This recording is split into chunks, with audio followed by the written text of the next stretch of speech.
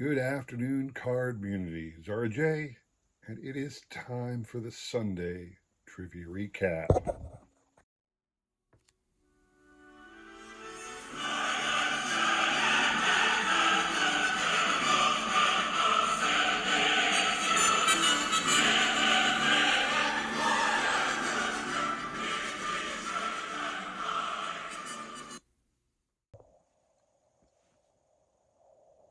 Okay, so if you notice my intro there, the music was a little different. I actually got flagged by YouTube for copyright infringement. It really didn't affect me because I'm not monetized yet. I don't have enough subscribers, and there was no benefit to me for using that Journey song. But I got a little yellow triangle next to that posting, so I figured I'd switch it up and take music that is part of the public domain. And all of your old time classical music by now is part of the public domain and cannot be copyrighted. So that's why I chose that particular song. All right. So moving forward, I might continue to switch it up into other old style songs or other songs out of the that are not copyrighted, but I'll probably stick with the same video. Just easier on me. Anyway, we're here today for some great trivia and prizes, so let's get to that, shall we? All right, so this month, or last week, let's put it that way, last week was all about trades and free agent signings since it's that time of the year in baseball.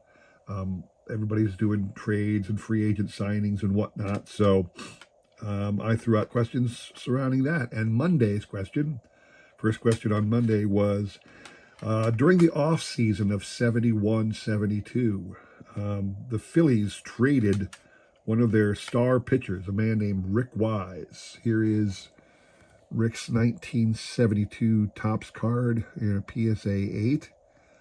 They traded him to the St. Louis Cardinals in a move that angered most Philadelphia fans. The Phillies fans were not happy because just that year, 1971, Rick hurled his no-hitter and hit 2 home runs in the same game. So he was a very, very, very beloved fan favorite kind of Phillies player. And they were very upset. But the question was, who did they get in return? In return, they got this man, Steve Carlton. This card was gifted to me by somebody, I can't remember who. And it's in a holder, a Gem Mint 10 for some company named WCG. I'm not even sure if they're still around, but here's a 1982 Steve Carlton card. So they got Steve Carlton, and that was the first year that Steve Carlton broke out. If you know 1972, he won 27 games and lost like 9. He was responsible for like 48%, 47%, something like that. Almost half of the Phillies' victories that year. The Phillies were so bad. Steve Carlton was responsible for almost half of them, and he won the Cy Young Award, his first of 4 Cy Young Awards that year. So, Rick Wise for Steve Carlton.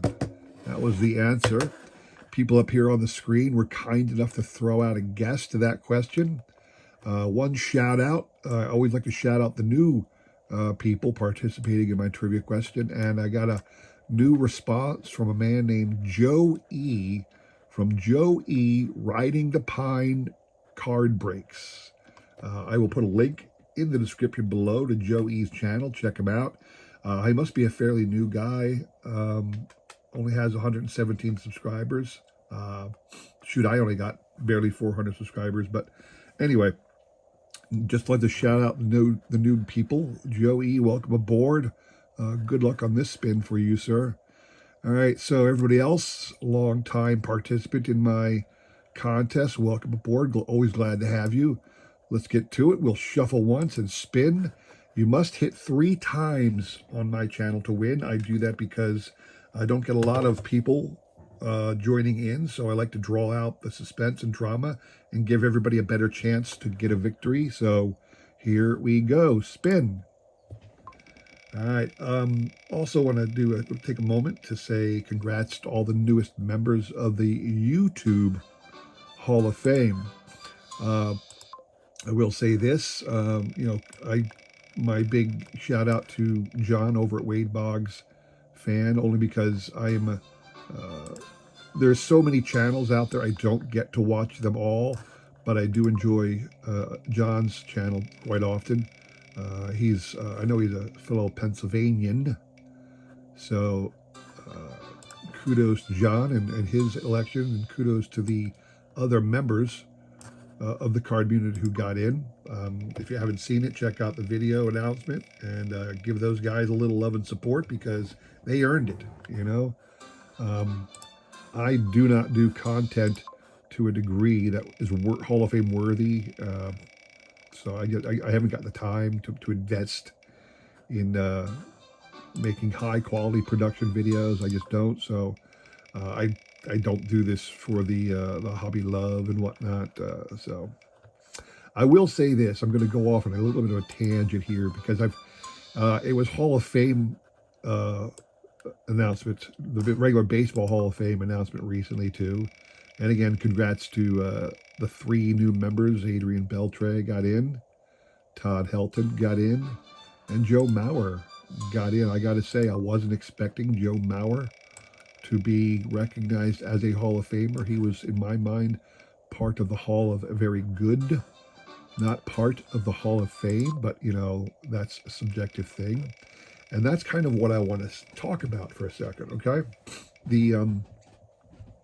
When you do these Hall of Fame announcements, it doesn't matter what sport, what entity. We just did the Hall of Fame of YouTube content creators. First of all, what gives Mike Moynihan started it, and I'm not trying to bust on anybody. I'm just making an observation here. Who is to say that Mike's decisions are the best decisions? In other words, well, first of all, who's to say that Mike's Hall of Fame is the Hall of Fame? Can somebody else start a Hall of Fame? Can anybody start a Hall of Fame and induct their own inductees? There's no official Hall of Fame that I'm aware of. There's nothing out there where baseball itself has declared this is our Hall of Fame, or YouTube has declared that this is the Hall of Fame. Who's to say that's the Hall of Fame? The other thing is, once people are voted in, then the debate begins whether they're worthy. And the problem with that is, well, there's no objective measurement to declare worthiness. Because again, I mean, if you wanted to say this person deserves to be in the Hall of Fame and you wanted to set some bar, you'd have to do that. They'd have to have a batting average of at least 300 for their career. They'd have to have a minimum of 400 home runs. They'd have to have a minimum of 3,000 hits. The pitchers would have to have a minimum of 250 victories, a minimum of 300 strikeouts. All right, I'm going to take a pause here. I forgot to tell you what the prize was. I apologize for that. Remember, what you're playing for this week are these. Every win, every prize is 2 of these great Hall of Fame postcard-sized cards, the 3x5 Donruss All-Star cards from '83. These are the ones that were up for grabs here. George Brett and Rod Carew, and Barry Barry just hit for the 3rd time. So congrats to Barry. I'm going to send out these great Hall of Fame player cards to that man, and we will jump on. I'll continue my rant in a minute. Going over to Wednesday's question. So Wednesday's question.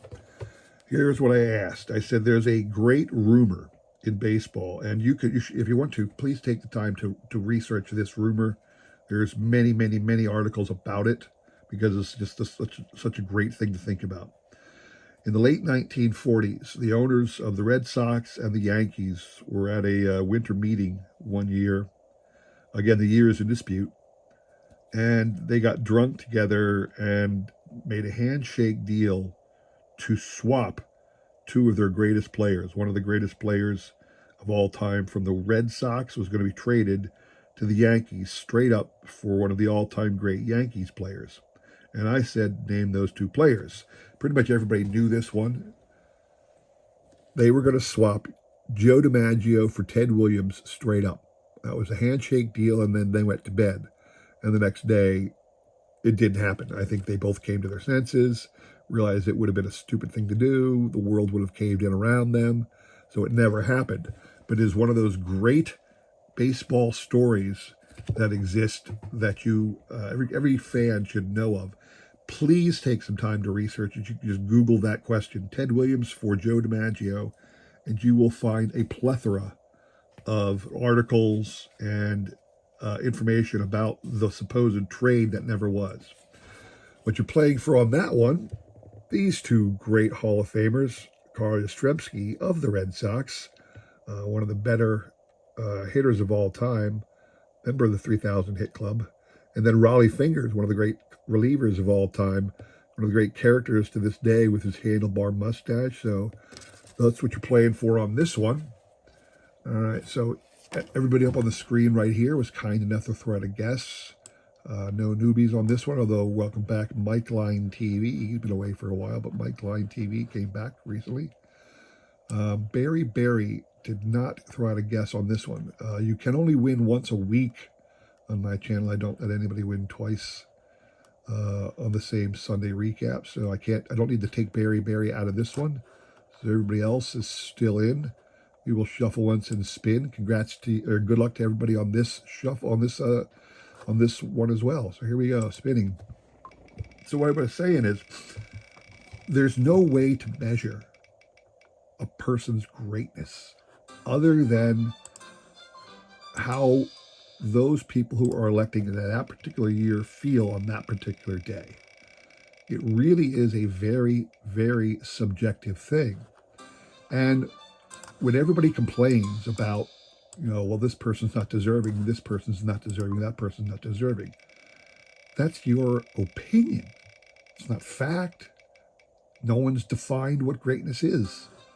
No one's defined what it means to be in the Hall of Fame. No one's given out a list of criteria that said this is what it takes to be in the Hall of Fame. A lot of people have tried.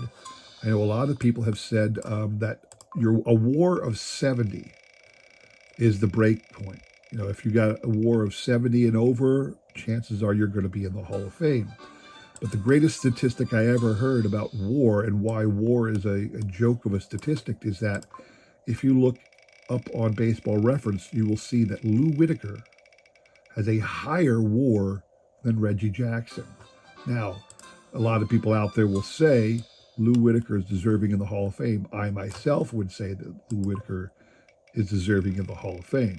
But is Lou Whitaker a better overall player than Reggie Jackson? I don't think there's many people out there that would claim that Lou Whitaker was a better overall player than Reggie Jackson. And he would not be ranked higher in the pantheon of baseball elites. But by WAR, he is. So is WAR a good statistic for determining baseball greatness? And the same goes for the YouTube vote. The YouTube vote, they have done a couple criteria that you have to meet these various minimum standards, which is great. I have no problem with that. Again, this is what everybody else is saying makes a great YouTuber, and we can all agree on that. But in the end, it's still a subjective vote. It's still a bunch of people voting, and it's at 3 for Lisa Z. I think she's going to hold on. Yeah, that's 3 for Lisa Z. Right? Yep. Okay. So congrats to Lisa. Lisa, you're going to get these. Where's the other one? These two awesome 1983 Donruss All-Star cards. Congrats. Those are coming out to you real quick.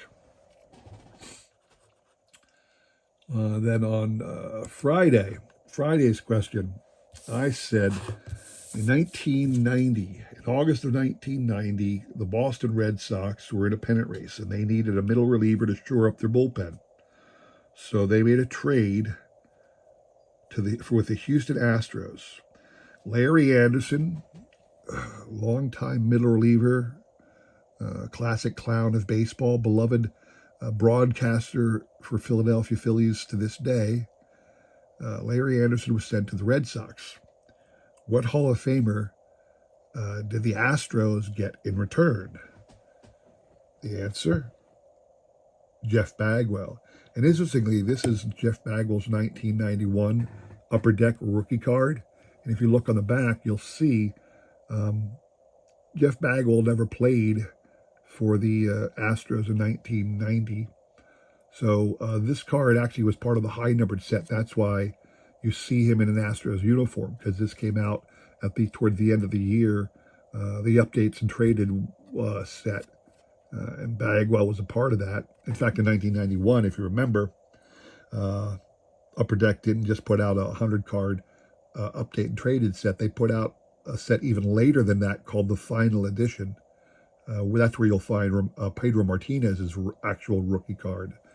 Other thing to note is that Bagwell was from the Boston area, and I bet it was a little disconcerting to him to have been signed by his favorite team, probably. I imagine he was a Red Sox fan. He was playing in a town near Boston, in the New England area, New Britain. I believe it was New Britain, Connecticut. Don't quote me on that, though. And they got traded to the Houston Astros, Houston of all places. So I bet that was a little sad for him briefly, but this was the start of the Bagwell, Biggio, the Killer Bees era, both of them on the same team for the majority of their careers. That was awesome. What are you playing for on this one? You're playing for another two great cards. Mike Schmidt, Robin Yount, 1983 Donruss All-Star 3x5 cards. And everybody up on here was kind enough to throw out a guess. So Barry did throw out a guess on Friday. Barry, you are out. Lisa, you are out. Everybody else left on the screen was kind enough to throw out a guess. So we will shuffle once and spin. Good luck to everybody on this one. So I'm not trying to say anybody's worthy in Hall of Fame or YouTube thing. That's not at all what I'm trying to say. I'm trying to counteract those people who complain, because it's 100% an opinion-based vote. It really is. And if you don't think it's right, start your own Hall of Fame. I mean, we have the Baseball Card Hall of Fame that Ray from Philly started along with Mike O. And then they brought in, not Mike O, I'm sorry, Mike This Baseball Card Life. And then they brought in Victor, Rookie Card Specialist, to shore it up, and they branched off into football. But Ray just started this on his own. I mean, who's to say his Hall of Fame of baseball cards is the Hall of Fame of baseball cards? Well, the truth is we've all accepted it, and I think I don't mind. I mean, I think it's great. I participate in the Hall of Fame baseball card vote every year. I think it's fantastic, and I don't think they've made a bad choice. But there's always people who have opinions, and they start complaining and moaning and saying, no, not that one, but this one and all that. And I suppose it's part of the fun. I know a lot of people out there think, well, that's part of the fun of the Hall of Fame voters, then to argue for the next month about why this person or that person didn't get in. Fair enough. But, again, it's such a subjective thing. I just wish the people who complain would stop complaining. And it goes for the Hall of Fame as well. In fact, it goes for so many other things. I love when the Oscar nominations come out and everybody complains because this movie or that movie or this actor didn't win.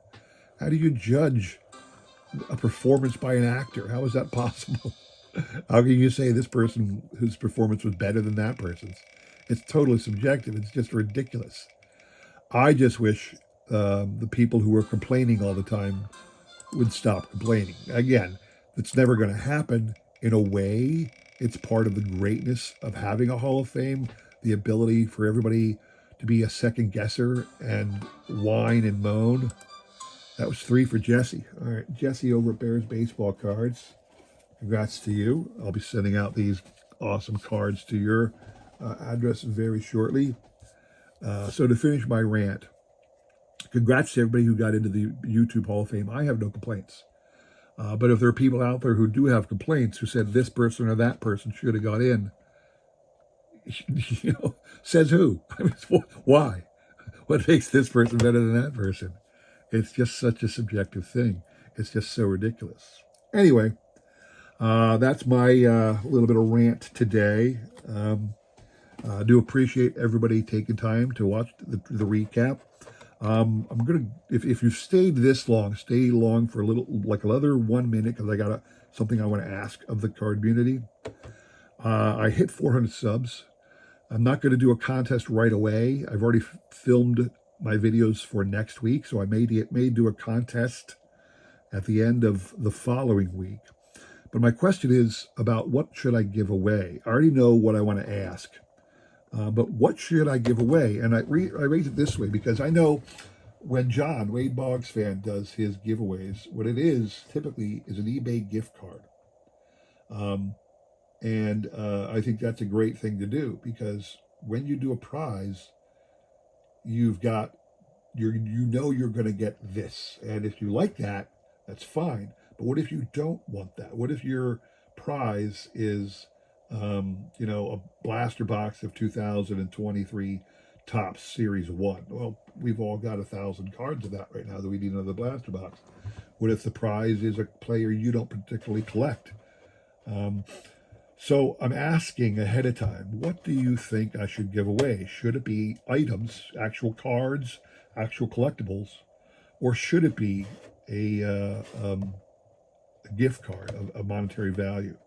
I will say this: when I do contests, I give away a lot of stuff. I usually give away 3 big prizes, first, second, and third, and then I will go down from 4 through 10 and give away much smaller little prizes to all of those people just because I got so much stuff that takes up so much room. I want to get rid of it.